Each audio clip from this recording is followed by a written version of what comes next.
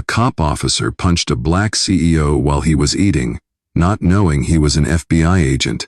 Hello everyone. Before we begin today's video, I need your help. We've noticed that the channel is losing traction, and subscribing is one of the best ways you can help us. It's quick, free, and allows us to continue bringing you great content. Your support means everything. Let's keep this channel growing collectively. Where are you watching from? Drop your city or country in the co. The plate hadn't even cooled. Steam still curled from the steak when the shout cracked the diner like thunder. Knees down and shut up. Trash. Every fork froze midair. A heavy hand slammed the table, rattling silverware and spilling coffee across the checkered cloth. Officer Miller, broad-shouldered, uniform stretched at the seams, leaned over the booth face inches from the man he had just struck. The other officer, Harris, hovered behind him, uneasy, his eyes flicking between the crowd and the phone cameras already rising like witnesses in a courtroom. Daniel Cross didn't move. Not when the punch landed. Not when Miller's spit hit his cheek with every word.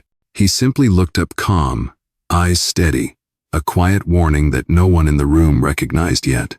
The diner was a small-town cliché.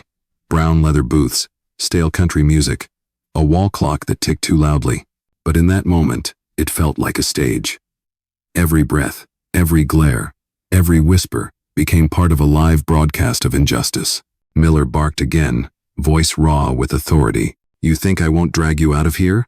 Daniel's hand, still resting beside his plate, clenched once, then opened. He'd learned long ago that movement was ammunition for men like Miller. Calm was armor. Behind the counter, a young waitress, Rosa, watched in frozen disbelief. She'd served Daniel for months, knew his routine, same booth, same order, same soft thank you when he left cash on the table. Yet now, she could barely recognize the man beneath the assault. A kid by the window whispered, "Why they hitting him?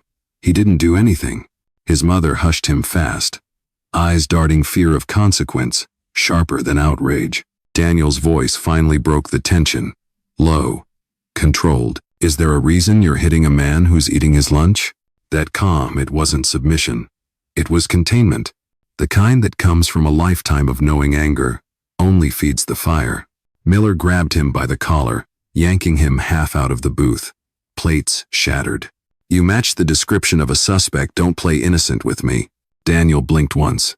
Description? Tall, black, suspicious. The crowd murmured. Someone muttered, "That's half this town. Odd." Miller's jaw flexed. "What'd you say?" He barked toward the voice, but no one answered.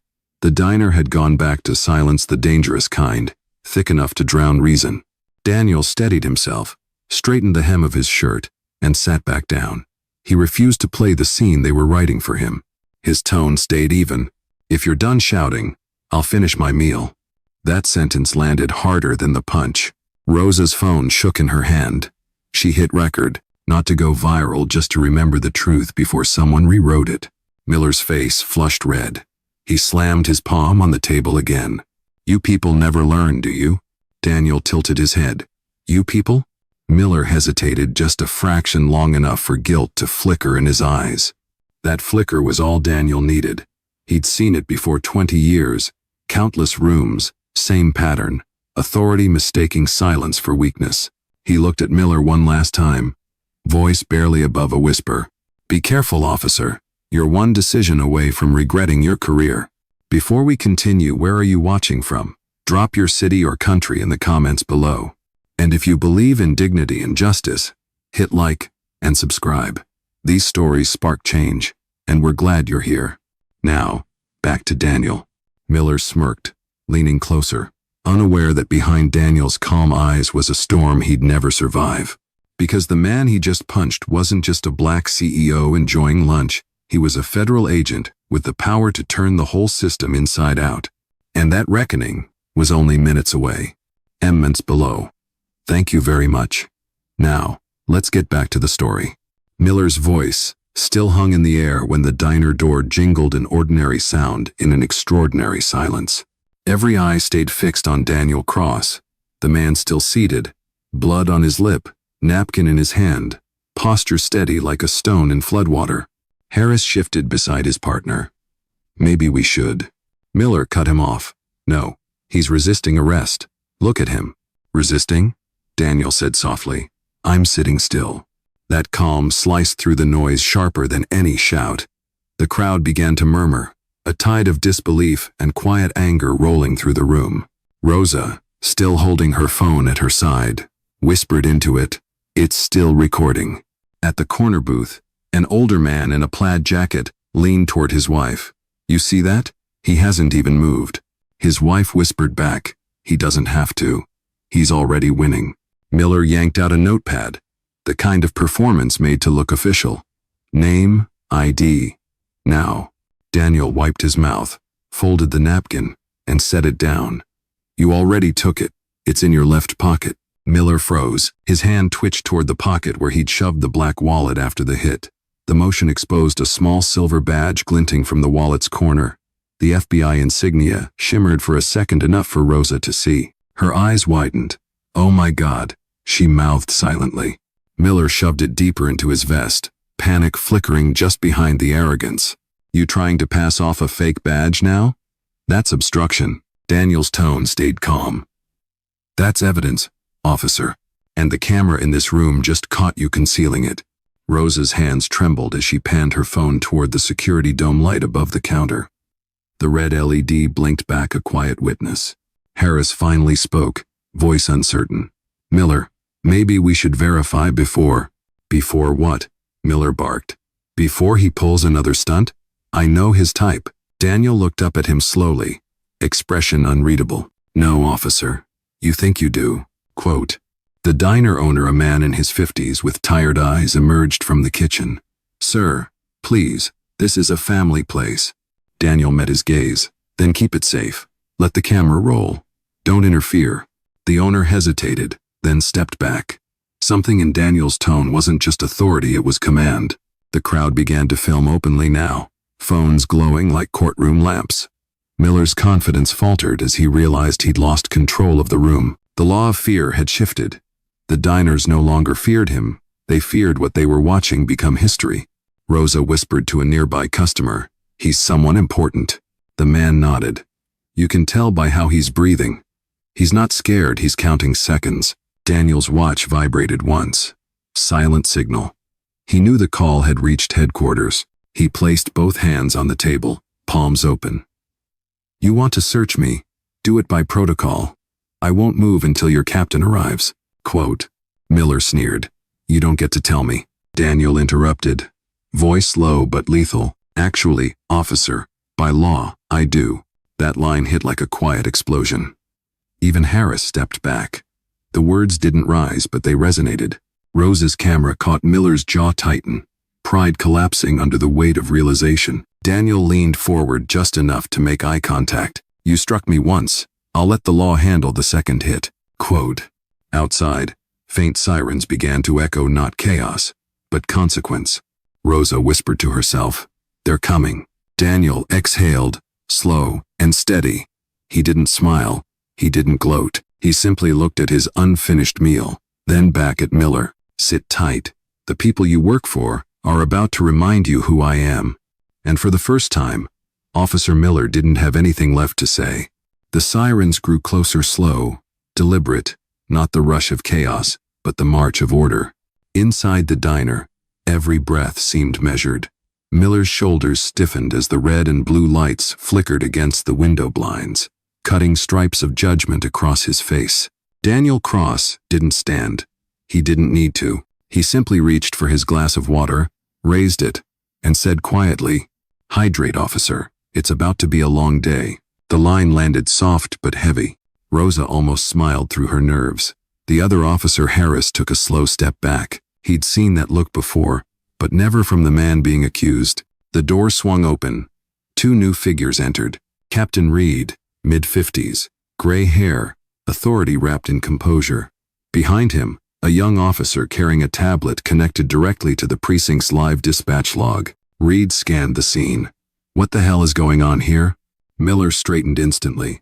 Suspect refused to identify himself. Possible false badge. Daniel's voice sliced through. "You mean this badge?" He gestured at Miller's vest pocket.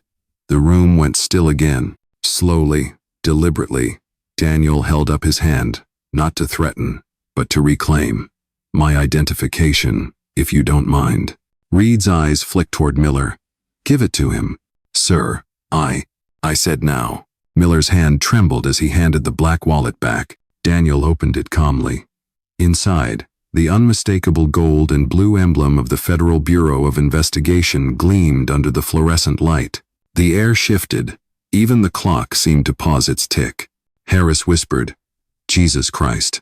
Rosa gasped quietly, the camera in her hand catching the reflection of the badge. Captain Reed's face drained of color. Agent Cross, we weren't informed you were. Daniel cut him off gently. Undercover. Field evaluation. He leaned back, folding the napkin once more. And congratulations, Captain. Your department just failed the test. Miller stepped forward, desperation replacing arrogance. Sir, I didn't know I thought. You thought you recognized guilt, Daniel said, tone even, when all you saw was melanin. The line hung like a verdict. Reed tried to recover. Agent Cross, I'll have internal affairs. Daniel interrupted, calm but sharp. You'll have nothing. I've already sent the incident feed to the Bureau's ethics board. This entire interaction is live under federal review. He tapped his smartwatch twice. On the young officer's tablet, a window blinked open time-stamped footage from the diner's security system, already syncing to FBI servers. Harris stared at the screen, murmuring. He had the whole place wired. Daniel turned slightly toward him. No, the world's wired. I just chose to press record first. Rosa lowered her phone, whispering, You're really FBI? Daniel nodded once. And a CEO. I build systems to expose bias. Today, you helped me prove one works. Quote. Her eyes filled with tears, half relief, half fury for what she'd witnessed. Reed rubbed his forehead. This is a serious misunderstanding. Daniel rose from the booth at last, straightened his collar, and looked around the diner. No, Captain. It's a revelation. The kind that doesn't need a headline, just consequences. He took one slow step toward Miller, who could barely meet his eyes now. You punched a man because he looked like a problem. But now the real problem's in your report. Outside, the sirens faded, replaced by the quiet hum of a black SUV pulling up to the curb. Daniel adjusted his cufflinks, the faint light glinting off his watch. Protocol 47, he said into his earpiece. Scene secured. Proceed to debrief. Reed's radio crackled as a voice came through. FBI control confirms jurisdiction transfer. Miller's knees almost buckled. Daniel turned to Rosa. Voice soft again. Thank you for standing still. It's harder than shouting. Then, to the room. This place is no longer a diner. It's evidence.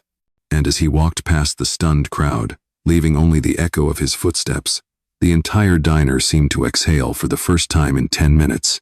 The diner door shut behind Daniel with a soft metallic click. Outside, the afternoon sun hit hard, bright against the chrome of parked police cruisers. What had started as a quiet lunch was now a sealed investigation site, half a street, lined with flashing lights, half an audience, watching history adjust its balance. Inside, Captain Reed stood frozen, phone pressed to his ear. Yes, sir. The agent confirmed. Yes, that Agent Cross. His voice cracked on the last syllable, as if saying the name made the damage more real. Miller sat slumped in the booth Daniel had just vacated, his reflection staring back from the stainless napkin holder. The arrogance that filled his posture earlier was gone, replaced by a hollow stare, the kind that comes when a man realizes he's become the headline he used to mock. Harris lingered near the counter, still pale, eyes darting toward Rosa, who quietly handed her phone to the bureau technician now collecting evidence. The agent nodded, calm and clinical, placing the device in a labeled bag. Thank you, ma'am, he said. Your video confirms the timeline. Rosa looked down. I just didn't think it'd go this far. The agent gave a faint, understanding smile, just as usually does. Outside, Daniel stood by the black SUV, jacket draped over his arm. 2 FBI field officers approached, one handing him a fresh file. Incident report template, sir. You want to classify it as a public misconduct or hate profiling case? Daniel's eyes lifted to the diner window where Miller sat alone, head bowed. Both, he said quietly. Make sure it teaches instead of trends. On. He walked toward the crowd now gathered behind the police tape. Phone still up. Someone shouted, "Agent, what happens now?" Daniel stopped, looked straight into the lenses aimed at him, and said, "Nothing happens. Accountability begins." A murmur rolled through the onlookers. No raised voice, no grand gesture, just words that hit harder than any punch. He turned back to Reed, who had finally stepped outside, sweat gleaming on his temples. "Agent Cross," the captain started. "I'll personally," Daniel cut in, calm but firm. "You'll cooperate with the Bureau's inquiry, and you'll retrain your officers using this footage." Reed nodded, slow and ashamed. "Understood." Miller, still inside, pressed his palms together, head hanging. Daniel looked at him through the glass, not with anger, but with the kind of silence that feels like judgment. "You wanted control," he said softly to himself. "Now you get to watch what real control looks like." The air between them felt heavier than the law itself. Rosa stepped out timidly, wiping her hands on her apron. "Sir?" Daniel turned, expression softening. "Will he lose his badge?" Daniel paused. "Maybe. Or maybe he'll finally earn what it means to wear one." She nodded, unsure if that was comfort or consequence. The SUV door opened. One agent inside asked, "Headquarters or media briefing first?" Daniel glanced once more at the diner, then toward the sky, bright, relentless, unbothered. "Neither," he said. "Take me to the precinct. I want him to see who signs his paycheck." The driver nodded. The SUV eased into motion, tires crunching over gravel. Through the diner window, Miller watched the car pull away, the weight of realization settling like dust after a storm. He whispered to himself, voice cracked and barely audible, "I punched the wrong man." And for the first time that day, no one argued. The precinct smelled like old coffee and metal, sterile, sharp, rehearsed. But that afternoon, something heavier hung in the air. Humiliation. When the black SUV stopped at the curb, officers standing outside froze mid-conversation. They had seen headlines about corruption before, but never their own faces reflected in tinted glass. Daniel Cross stepped out first. No sunglasses, no escort, just posture measured, composed, absolute. Two agents followed, carrying sealed evidence bags. Rosa's video, the diner's footage, the audio feed from Miller's radio. Inside, Captain Reed rushed to meet him. "Agent Cross, if I could just..." Daniel raised a hand slightly. "Let's not waste introductions. I know who you are. The question is, do you know who your officers are?" Reed's mouth opened, then closed. Silence answered better than words. The bullpen of the station, usually loud with chatter and keyboards, fell dead quiet. Every pair of eyes followed Daniel as he walked the center aisle, his shoes clicking against tile like a clock, counting down a career. He stopped by Miller's empty desk, papers still scattered, badge resting crooked beside a half-finished coffee. Daniel picked up the badge, turned it over in his hand, and said softly, "Symbols mean nothing when the men behind them forget what they stand for." Reed swallowed. "Agent, Internal Affairs is waiting upstairs. They'll debrief." "Not yet," Daniel interrupted. "Bring Officer Miller down. I want him to hear this part." Moments later, Miller appeared, escorted by two colleagues who couldn't meet his eyes. His face was pale, the adrenaline long gone, replaced by the heavy drag of regret. Daniel stood across from him. "You ever think about what a punch does when it comes from a badge?" Miller didn't answer. "It doesn't just bruise flesh," Daniel continued, voice even. "It bruises trust. And once that trust is gone, the uniform becomes just fabric." Miller looked down, whispering, "I messed up." Daniel's tone didn't soften. "You profiled, assaulted, and obstructed a federal officer. But what matters most is you did it because you could." That landed hard. Even the hum of the fluorescent lights seemed to stop listening. Daniel turned toward Captain Reed. "You'll launch retraining immediately. Bias intervention, procedural conduct, escalation control, all mandatory." Reed nodded quickly. "Yes, sir." "Not sir," Daniel corrected. "Citizen. The kind you're supposed to serve." He placed Miller's badge flat on the table, pressing it with one finger. "This belongs to the people, not your temper." Miller's eyes shimmered guilt, not tears. "Will I lose it?" Daniel held his gaze. You already did. The paperwork just hasn't caught up. Reed motioned subtly to an aide. She entered with a folder FBI-signed disciplinary orders. Daniel didn't glance at it. You'll process this under federal supervision. I want every officer in this precinct to watch the playback. Word for word. Reed nodded again, humbled now. Then Daniel turned, walking toward the exit. At the door, he paused and looked back. Justice doesn't always roar, Captain. Sometimes it just walks in quietly and rearranges the furniture. Outside, reporters had gathered behind the barricades. Cameras flashed. Microphones reached. One shouted, Agent Cross, is it true you're also the CEO behind the Sentinel program? Daniel stopped, then faced the crowd fully. Yes, I built technology to detect abuse of power. Today, it worked the old-fashioned way through human eyes. Quote, the street erupted in questions, but he didn't answer another. He stepped into the SUV, door closing with a decisive thud. Inside, his reflection stared back from the window calm, tired, unbroken. Protocol 47 complete, his assistant's voice said through the earpiece. Daniel exhaled. Good. Now let's make it permanent. And as the car rolled away, the precinct behind him finally began to understand that the true investigation had only just begun. The drive from the precinct to downtown took only 12 minutes. But in those 12 minutes, the story had already left the ground. Hashtags were forming, news anchors were rehearsing, and the diner footage Rose's trembling camera was being replayed across social media, like a live lesson in power and restraint. By the time Daniel Cross stepped out of the SUV at the Bureau's Seattle field office, the internet had already given the incident a name, the diner test.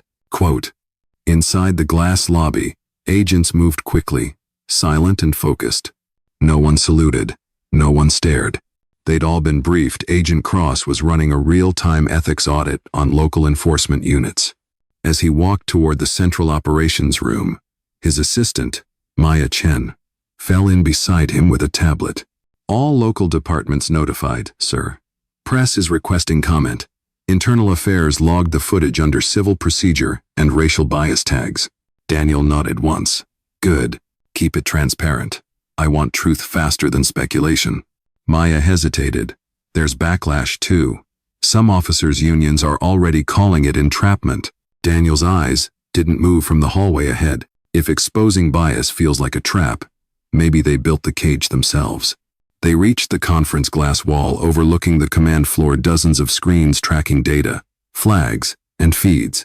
One of them replayed the diner moment. The punch, the silence, the turn. Daniel stopped, watching himself on screen. Calm, measured, bloody lip, unbroken gaze. He spoke softly, more to himself than to Maya. Control is not about who hits harder. It's about who stays human longer. Maya said, they're calling it the most public accountability act since 2028. Daniel smiled faintly. Let them call it whatever they want. We'll call it documentation. The briefing room lights dimmed as a video conference opened. 3 faces appeared. Director Vaughn from D.C., 2 senators from the Oversight Committee. Agent Cross, Vaughn began. Hell of a storm you started. Daniel replied evenly. I didn't start it. I just stopped pretending it wasn't raining. The senator, on the left, leaned in. You're aware the department's image is at stake? Daniel nodded. Good. Maybe now they'll look in the mirror before drawing their weapons. The room fell quiet. Vaughn's tone softened. You handled it clean, Daniel.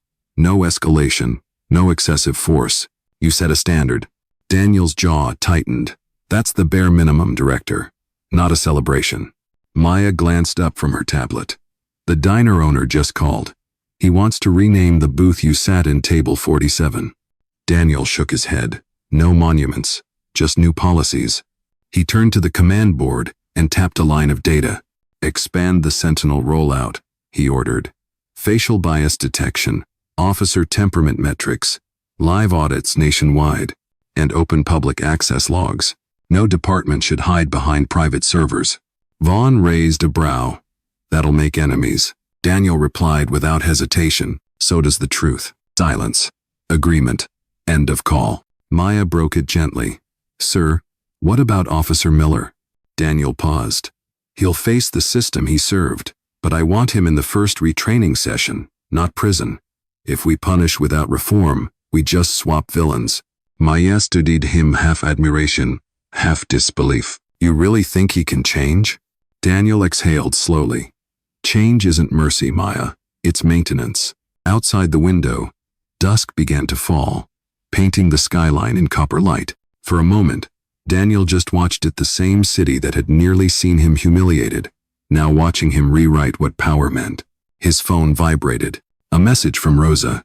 They're cleaning the diner. Said the air feels lighter. Daniel typed back. Justice disinfects. Thank you for holding the camera steady. Quote. He set the phone down, turned to Maya, and said quietly, tomorrow we begin phase 2. No more tests this time. It's reform. And as the lights in the bureau dimmed one by one, the city outside kept glowing, unaware that something vast had just awakened. Not vengeance, not politics, but accountability with a face and a name. Daniel Cross. Morning came gray and heavy. The city had slept, but the headlines hadn't. Every screen, every news ticker, every trending feed bore Daniel Cross's name. Black CEO exposes corrupt cop. The diner incident shakes law enforcement. And one that Daniel hated most. FBI agent turns social media star. In his corner office overlooking the harbor, Daniel set down the paper cup of coffee and watched the fog crawl across the water. He wasn't proud. He wasn't relieved. He was calculating what came next. Maya entered with her usual quiet efficiency. They've scheduled Miller's disciplinary review for noon. Captain Reed will be there too. Daniel didn't look up. Good. Let's make sure it's recorded publicly. Maya hesitated. That's unusual, sir. Daniel turned, meeting her eyes. So was yesterday. He grabbed his jacket and headed out. At the disciplinary hearing, the room was lined with uniformed officers, lawyers, and a handful of reporters who had somehow found their way in. Miller sat at the table, face pale, knuckles white. Across from him, Daniel stood not as the man he'd arrested, but as his superior in every sense. The chair of the review board, a woman with a clipped accent, began. Officer Miller, you're charged with assault, misconduct, and racial bias under federal oversight. You may speak. Quote. Miller cleared his throat. I made a mistake. I misread the situation. Daniel interrupted gently, not angry, just surgical. You didn't misread it. You saw exactly what you wanted to see. The boardroom fell silent. Daniel stepped closer, voice steady but low. You looked at a man sitting quietly and decided he was a threat. You looked at skin, not behavior. You saw what fear taught you to see. Miller looked down. I thought I was protecting people, he muttered. Daniel replied, protection doesn't start with suspicion. It starts with perception. The chair looked between them. Agent Cross, your recommendation? Daniel took a breath. Suspend without pay. Mandatory retraining. Supervised community service in the same neighborhood he disrespected.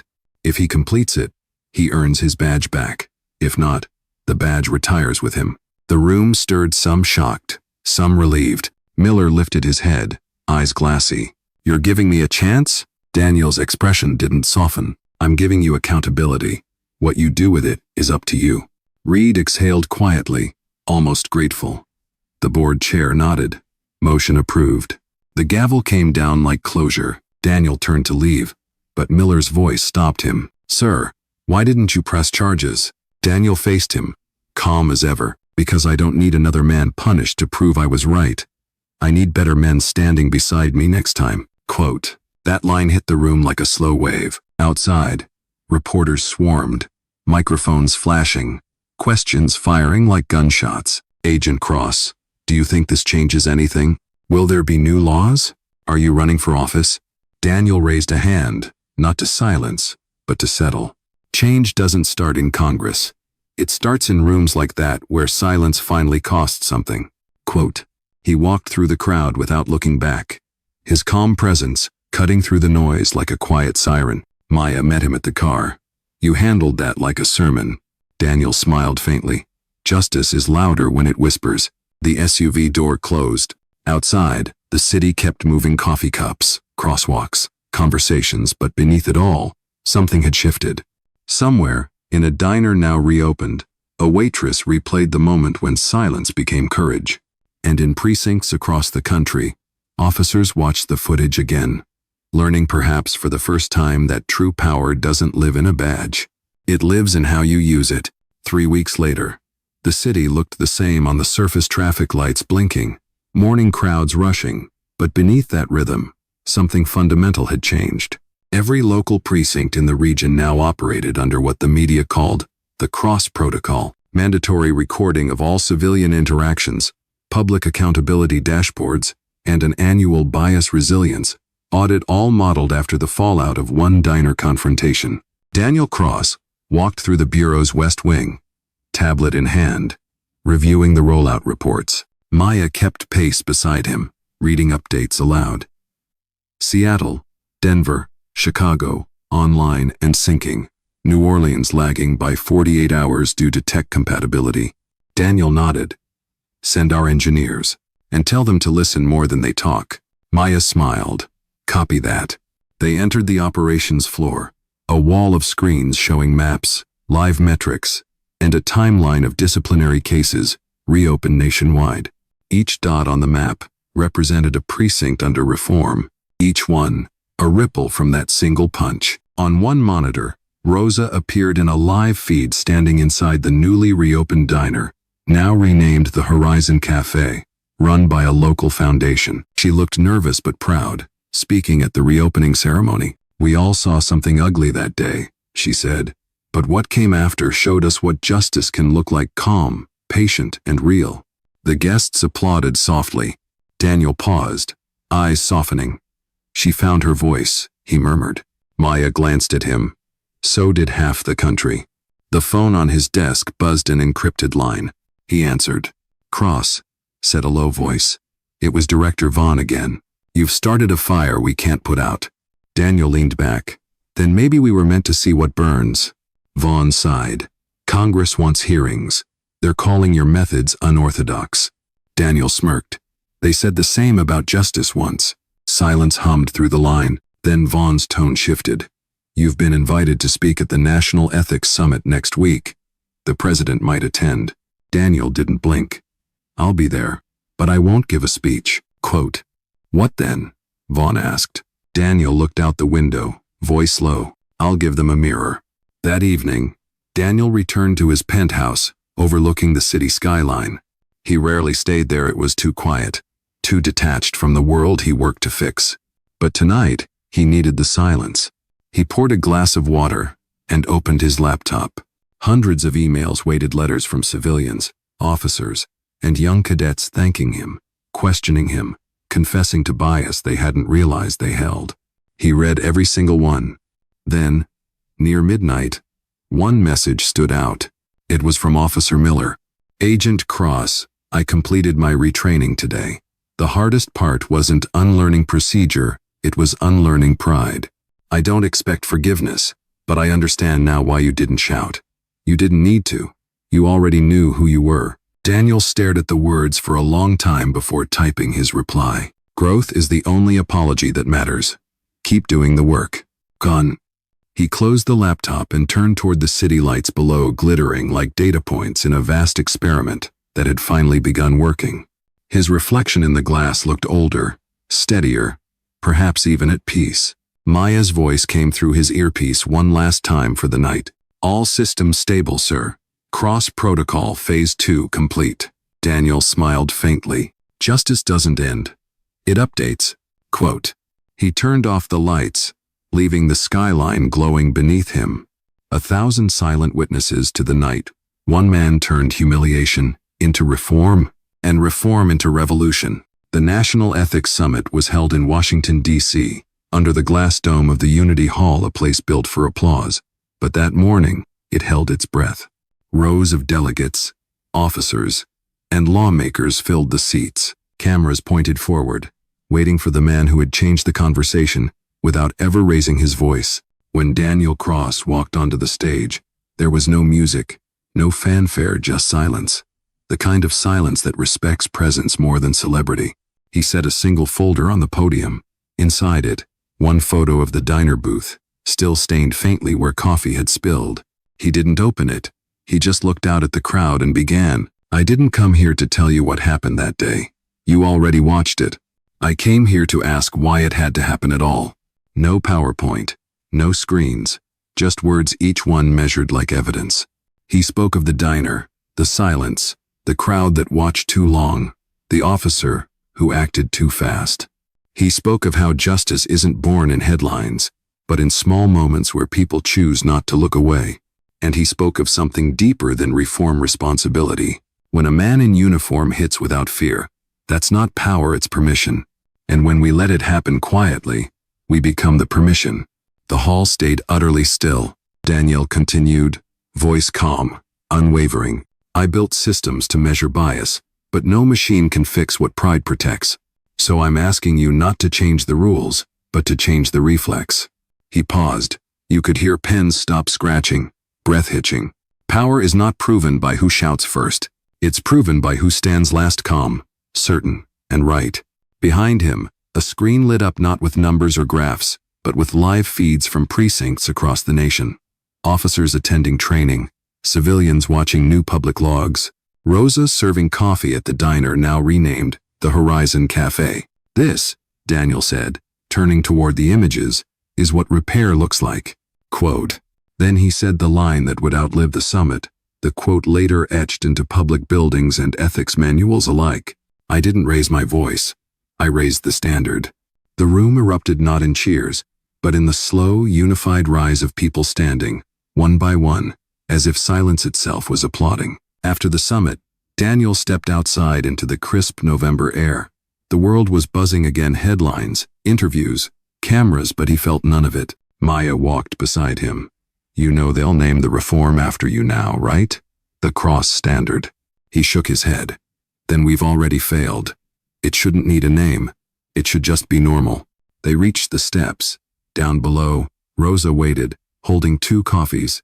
She handed him one with a smile that said, more than any headline, Table 40, 7's still open, she said. Daniel smiled. Good. Keep it that way. They stood there for a while, 3 people, once strangers connected by injustice, now bound by proof that dignity can be louder than rage. As the cameras flashed from a distance, Daniel turned to Maya and said quietly, justice isn't a moment, it's maintenance, and we're just getting started. He took one last look at the Capitol, reflecting in the cafe window across the street. The same reflection that had once shown blood and shame now showed composure and resolve. Fade out. Voiceover. One diner. One punch. One silence that changed everything. Not because the world finally listened, but because one man refused to stop being calm when calm was the hardest thing to be.